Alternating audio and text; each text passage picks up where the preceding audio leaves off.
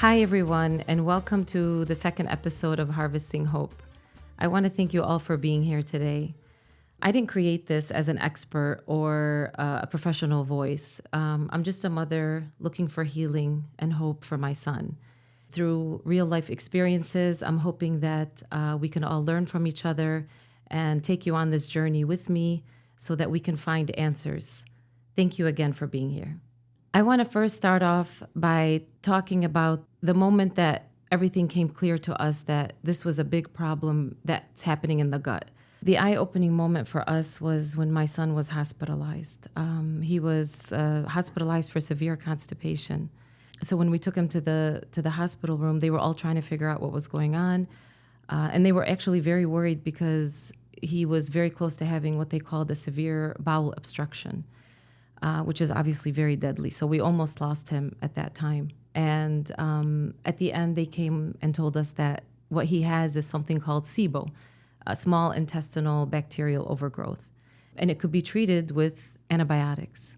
And that was it. And he stayed at the hospital for 2 days, and they looked over and made sure that everything was okay. And then he was sent home. Now, of course, as a mom, this is not enough, right? Like you tell me just antibiotics, that what if this happens again? I mean, the doctors said that he almost died. So I started to search for answers. Okay, how can we treat SIBO? What is this? And I found a wonderful doctor named Dr. Patrick Nemechek, based in Arizona. Gave him a call, and we went and we saw him. We took Yusha with us. And he pretty much explained the whole thing about what SIBO is, and the fact that it's a bacterial overgrowth means that when you have a lot of bad bacteria in the gut, the bacteria is releasing toxins, and those toxins are causing inflammation. Now, inflammation, of course, causes all kinds of issues in the gut, whether it's constipation. Some people even have, the other opposite end.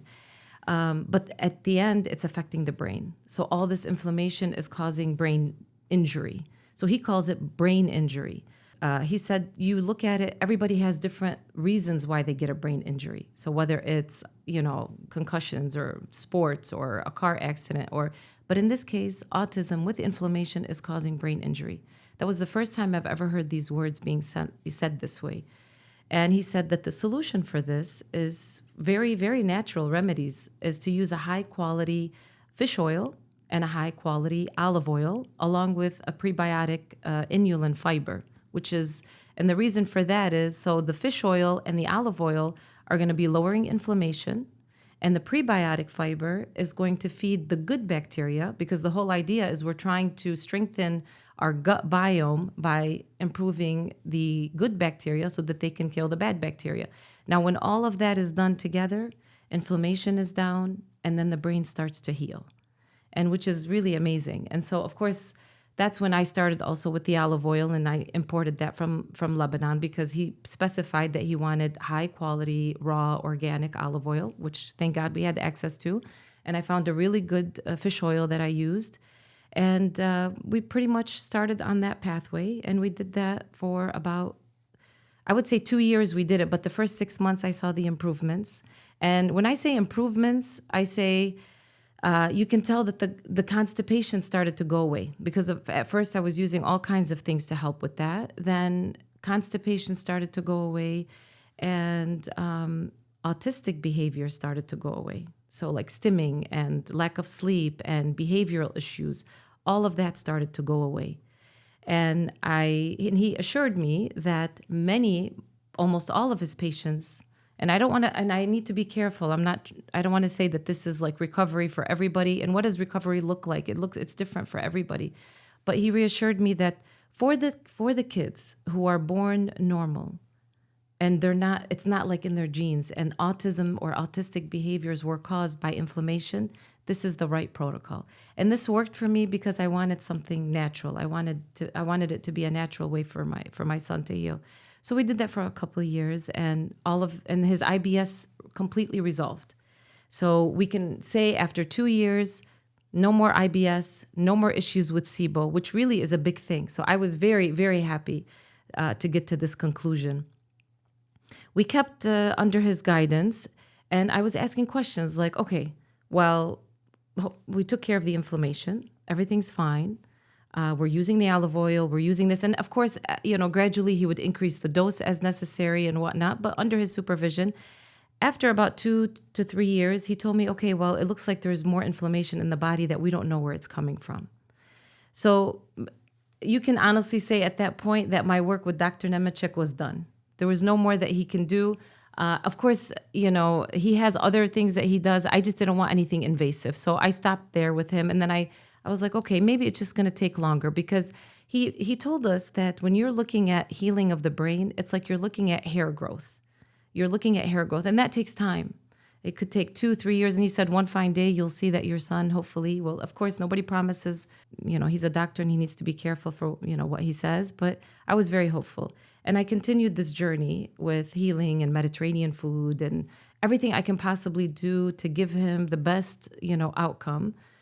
And he did very well. He did very well. But we were stuck at that point where he was still nonverbal. He was using his communication device. He was, he was healthy, thankfully. And of course, that was my goal. When we were at the hospital, that was my goal. I didn't even think of, okay, I want my son to talk, or I just wanted him to be alive.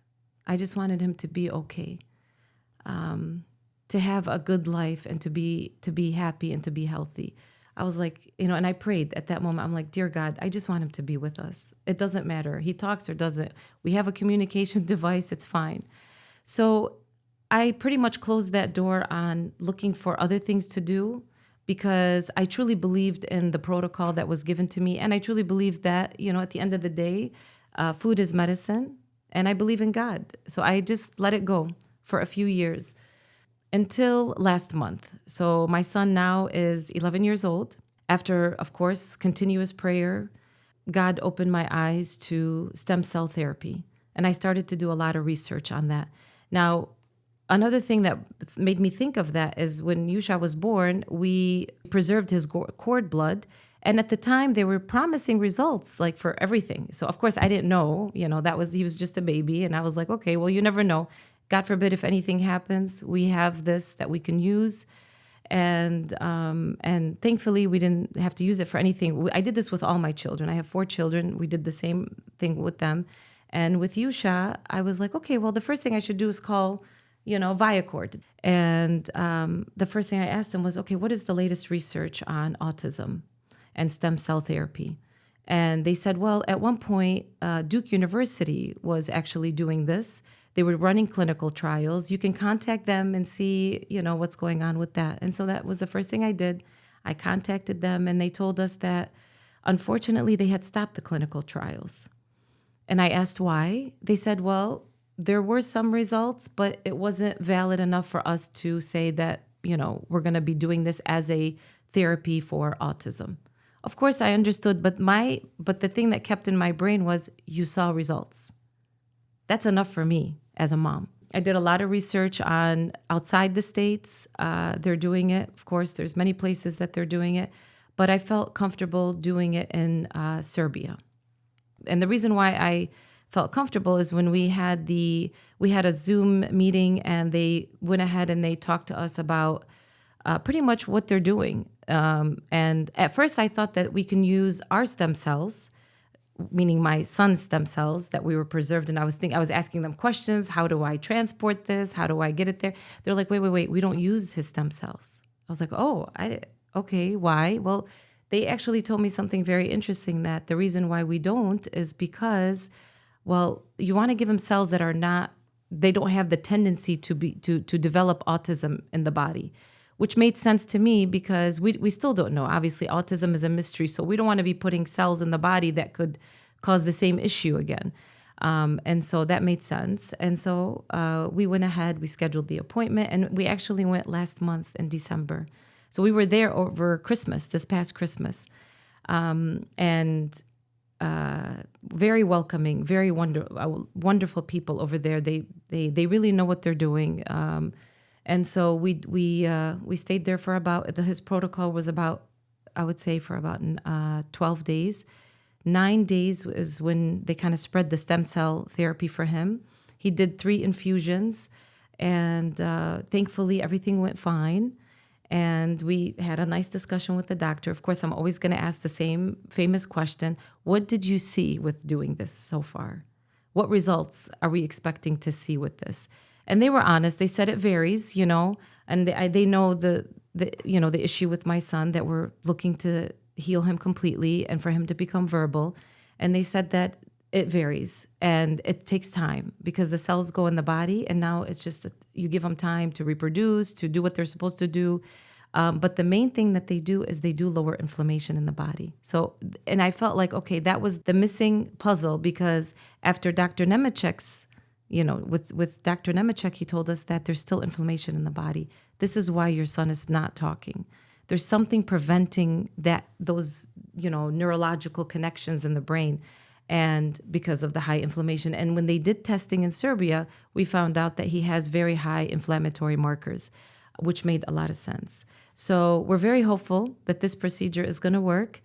They told us to give it 6 months before we contact them and ask other questions. They you can contact us and ask any questions, but just give it 6 months so that you can see the full result of the procedure. I saw other parents there bringing their kids from all over the world. And it was just very, very nice. Now, I'm hoping and that this is our miracle and this is our final piece. But of course, we don't know. But we're very, very hopeful. And of course, the second we see any positive result with this, I'll be on here sharing it with everybody here on Harvesting Hope. I'd love to reach out to all the moms out there who have a wonderful story that they can share, or just your journey, or if you want to have someone to talk to. I would definitely love to hear from you. Please feel free to reach out to me at the email below.